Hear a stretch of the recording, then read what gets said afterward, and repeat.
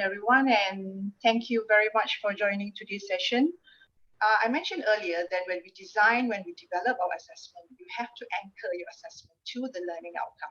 Based on what we had as the first LO, the students were required to create one lesson plan. So lesson plan is a document that teachers use in schools. I think all of us as educators, we have some kind of lesson plan that we need to prepare before the start of the semester. This particular lesson plan, we require the students to incorporate one video and one element of augmented reality, right? So the lesson plan was to be submitted online LMS. So based on this, the SLT, student learning time, that we had actually discussed, we decided that students would actually take about 6 hours of their time to complete the video assessment. So what happened was, this is the assignment that we gave to the students, right? So this is assessment 1. This is the question. This is the actual question that we had assigned our students. Yeah? With your group members, design a lesson plan based on your area of specialization. So like I said, my students were from the physical education background. So they were going to come up with some teaching aid which reflects their area of expertise, which is physical education. You should use the Assure model as a guideline. There must be evidence in the lesson plan that you will integrate technology such as videos and augmented reality. So they were required to upload their lesson plan. So there was no physical paper to be submitted to me. They were going to upload it to Ultrablast or any learning management system that you may have in your university or wherever you are attached to. And they submitted in the PDF format. So I had actually improvised this particular assignment. I requested my group of students to submit their draft by week 5. Okay, so throughout the semester, throughout the week, from the day I actually assigned them the e-assessment until week 4, I discovered that my students were asking a lot of questions, all sorts of questions. And based on these questions they had posed to me, I figured that they didn't actually quite understand the assignment. So you can imagine, in a situation when you're dealing with students face to face, you are reminding them, you're explaining to them, but they still do not quite catch what you want. They do not really understand what is the course expectation. So putting yourself currently now, if you're going to be using this e-assessment in a situation where you do not meet your students, you are going to meet them virtually. How are you going to deal with this situation? Yeah. So what I figured that by week 5, in order to arrest this problem of students not really understanding what is required, I had to give them the rubrics. So I'll talk about rubrics later, just in the next slide.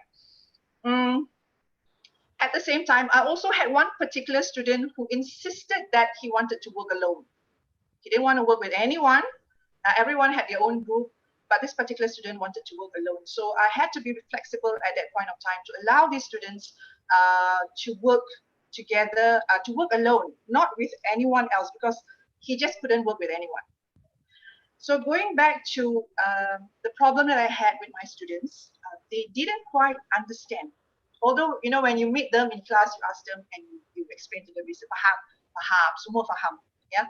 But when I got back this particular draft that they submitted to me in week 5, I could see that they didn't really understand what was required for the course. So the remedy that I had actually put in place, based on my experience, was this.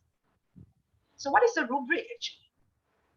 Now, if you look, this is an example. Yeah. So this was retrieved by, I got this from the internet. If you actually key into Google, you Google rubric plus whatever area that you are actually giving for your assignment. So this particular assignment was to create a lesson plan. So I just Googled rubric plus lesson plan. There were so many free rubrics available for us to use. But if you are not comfortable using any available rubrics, you can actually develop your own. It's quite simple to develop once you understand the concepts and the fundamentals of rubric. Now, if you look on the left-hand side of this screen here, the one in gray, these are called criteria. What is a criteria? Well, a criteria is what is it that you are going to assess your students according to the particular component.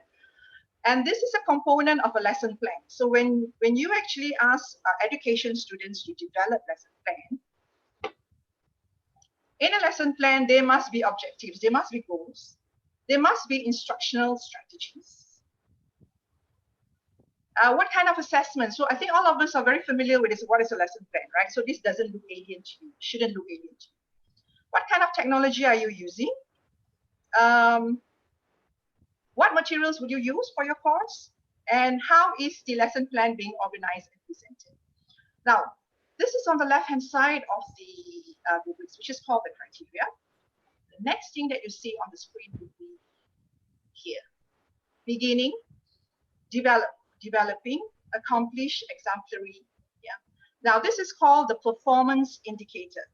What is it that you want the students to be able to do?